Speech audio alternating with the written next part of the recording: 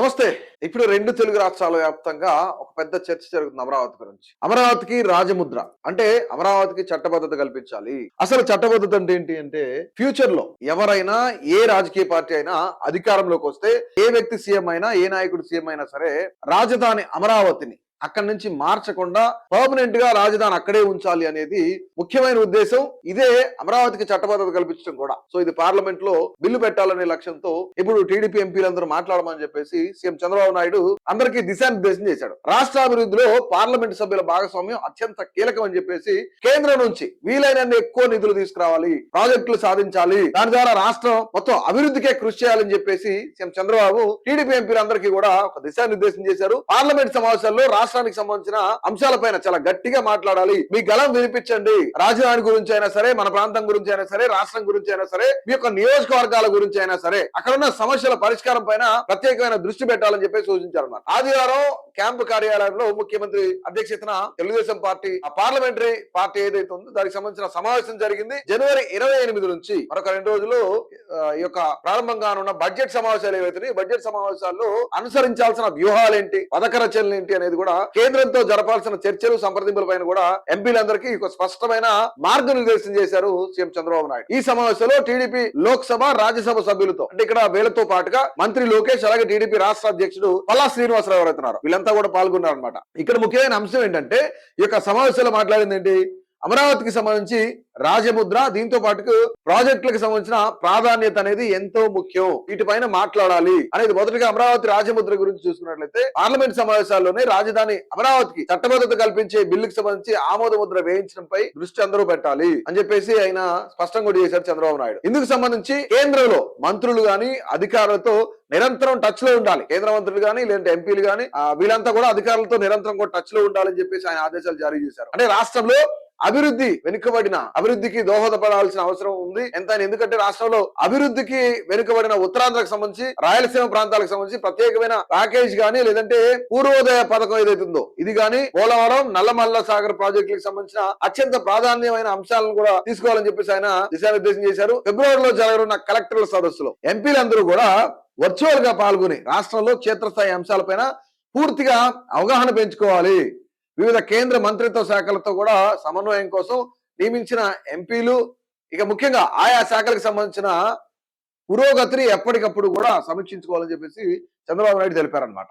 ముఖ్యంగా వివాదాలు ఏవైతున్నాయో వాటి జోలికి వెళ్ళొద్దు. ముఖ్యంగా నీళ్లు అనేవి చాలా చాలా ముఖ్యం. ఎందుకు ఈ మాట చెప్పారంటే ఇటు తెలంగాణకి కానీ, ఇటు ఆంధ్రప్రదేశ్ కానీ ప్రాజెక్టుల విషయంలో కానీ, మనకచర్ల ప్రాజెక్టు విషయంలో కానీ, కృష్ణా వాటర్ విషయంలో కానీ, వీటన్నిటికి సంబంధించి ఎలాంటి గొడవలు తెలంగాణతో ఉన్నాయో అందరికి తెలిసిన విషయం. సో దీనిపైన కూడా ఆయన మాట్లాడారు. నీటిపారుదల ప్రాజెక్టుల విషయంలో కూడా పొరుగు రాష్ట్రాలతో వివాదాలు వద్దని చెప్పేసి, అలాగే మనకు కావాల్సిందేంటి, నీళ్లు మాత్రమే, గొడవలు వద్దు అని చెప్పేసి స్పష్టం చేశారు. పోలవరం ప్రాజెక్టుకి సంబంధించిన తాజా అంచనాలు కేంద్రానికి సమర్పించాలి. దాంతో పాటుగా ప్రాజెక్టు నిర్మాణం, పునరావాస కార్యక్రమాల కోసం కేంద్రం నుంచి ఇంకా 12,000 కోట్లు రావాల్సి ఉందని చెప్పేసి సమావేశంలో కూడా ఆయన ప్రస్తావించారట. అయితే 2027 జూన్లో జరిగే గోదావరి పుష్కరాల నాటికి పోలవరం పూర్తి చేయాలనేది ముఖ్యమైన లక్ష్యంగా పెట్టుకున్నారు. సో ఈ లక్ష్యాన్ని ఖచ్చితంగా కేంద్రానికి తెలియజేయాలని చెప్పేసి దిశానిర్దేశం చేశారు. అయితే ముఖ్యంగా నల్లమల సాగర్ ప్రాజెక్ట్ ఏదైతే ఉందో దీనికి సంబంధించిన అంశం పార్లమెంట్ లో ప్రస్తావనకు వస్తే రాష్ట్రానికి సంబంధించిన వాదనలు ఏవైతే వాటన్నింటినీ కూడా మీరు బలంగా వినిపించండి. మీరు మాట్లాడిన దీనిపై నల్లమల సాగర్ ప్రాజెక్టు పైన అంటే ఇక్కడ ముఖ్యంగా ఈ కాళేశ్వరం ప్రాజెక్ట్ నిర్మించినప్పుడు మంజీరా వాటర్ తరలించినప్పుడు ఏపీ అభ్యంతరం ఎప్పుడు కూడా చెప్పలేదు. అలాంటిది నల్లమల సాగర్ కు తెలంగాణ అభ్యంతరం చెప్పడం సరికాదనేది ఆ విషయాన్ని కూడా కేంద్రానికి స్పష్టంగా వివరించాలని చెప్పేసి ఎంపీలకైనా సూచించారనమాట. ఇక్కడ మరొక ముఖ్యమైన అంశం ఏంటి, నిధుల సమీకరణే ముఖ్యమైన లక్ష్యం. ఎందుకు అంటే ఇటు పోలవరం ప్రాజెక్టు కానీ, లేదు అంటే ఆంధ్రప్రదేశ్ లో ఉన్న ఇరిగేషన్ ప్రాజెక్టులు పూర్తి చేయాలన్నా, తర్వాత రోడ్ల నిర్మాణం అయినా, అలాగే రాజధాని అమరావతిని నిర్మించాలన్నా సరే నిధుల సమీకరణ అనేది చాలా చాలా ఇంపార్టెంట్, చాలా అవసరం కూడా. ఎందుకంటే ఇప్పటికే రాష్ట్రం 6.5 లక్షల కోట్లు అంటున్నారు, 7.5 లక్షల కోట్లు అప్పు అంటున్నారు, 10 లక్షల కోట్లు అప్పు అంటున్నారు. ఇంత అప్పుతో పోలవరం ప్రాజెక్టు నిర్మాణం కానీ, లేదంటే వాళ్ళు ఇచ్చిన సూపర్ 6 అమలు చేయడం కానీ, అమరావతిని పూర్తిగా నిర్మించడం కానీ ఇవన్నీ సాధ్యపడవు. ఎందుకంటే నిధులు లేకపోతే కనుక. అందుకనే నిధుల సమీకరణ అనేది చాలా చాలా ముఖ్యం అని చెప్తున్నారు. అయితే ఇక్కడ పూర్వోదయ ప్రాజెక్టు కింద 40,000 కోట్ల రూపాయల అభివృద్ధి పనుల ప్రణాళికలు కూడా సిద్ధం చేశామని చెప్పేసి ఇచ్చాపురం నుంచి తడ వరకు కూడా 4 లైన్ల రైల్వే ట్రాక్ సాధించేలా మీరంతా కృషి చేయండి అని చెప్పేసి చంద్రబాబు నాయుడు వాళ్ళని కోరారు. అయితే రైల్వే శాఖ వద్ద చాలా భారీగా నిధులు ఉన్నాయి, అందుబాటులో ఉన్నాయి అవన్నీ కూడా.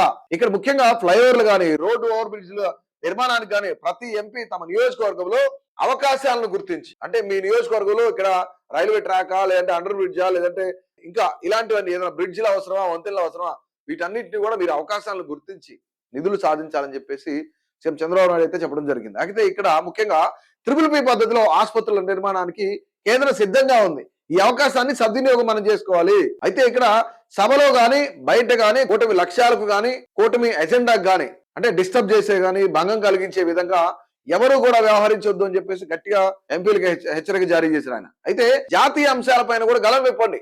ఎందుకంటే జాతీయ స్థాయిలో ఈ రోజు తెలుగుదేశం పార్టీ, జనసేన అలాగే బీజేపీ ఈ మూడు కలిసి కూటమిగా ఏర్పడితే ఆంధ్రప్రదేశ్ లో అధికారం ఏ విధంగా వచ్చింది, ఆంధ్రప్రదేశ్ లో ఏ విధంగా కూటమి ప్రభుత్వం పరిపాలిస్తుంది అని చెప్పేసి ఆయన మాట్లాడమని చెప్తున్నారు. అంటే రాష్ట్ర అంశాలతో పాటు జాతీయ స్థాయిలో కూడా ఎన్డీఏ ప్రభుత్వం చేపడుతున్న కార్యక్రమాలపై ఎంపీలు అవగాహన పెంచుకోవాలి. అలాగే ప్రతిపక్షాల విమర్శలకు ధీటుగా తిప్పికొట్టేలా చొరవ చూపాలని చెప్పేసి ఆయన పదే పదే చెప్తా ఉన్నారు. సో ముఖ్యంగా ఇక్కడ ఎందుకు జాతీయ స్థాయిలో ఎన్డీఏ ఏ విధంగా ఉంటుందని చెప్పేసి, ఎలా పరిపాలిస్తుంది అనేది కూడా చాలా గట్టిగా మాట్లాడే లోక్సభలో చెప్తున్నారు. అయితే ఇక్కడ ముఖ్యంగా లోకేష్ మాట్లాడుతూ అంటే ఎంపీలకు కొన్ని దిశానిర్దేశాలు కూడా చేశారు ఆయన. ఏంటంటే ఎంపీలు తమ పరిధిలోని ఎమ్మెల్యేలతో కొంత సమన్వయంగా ఉండండి, ప్రజల సమస్యల పరిష్కారానికి కృషి చేయండి. దావోస్ లో జరిగిన ప్రపంచ ఆర్థిక సదస్సులో జాతీయ అంతర్జాతీయ సంస్థల ప్రతినిధులు భారతదేశంతో పాటు ఆంధ్రప్రదేశ్ అభివృద్ధి దాని గురించి ప్రత్యేకంగా ప్రస్తావించారని చెప్పేసి, ఇక ఇది రాష్ట్రానికి ఉన్న సానుకూల దృక్పథాన్ని తెలియజేస్తుందని చెప్పేసి ఎంపీలకు కూడా ఆయన దిశానిర్దేశం చేశారు.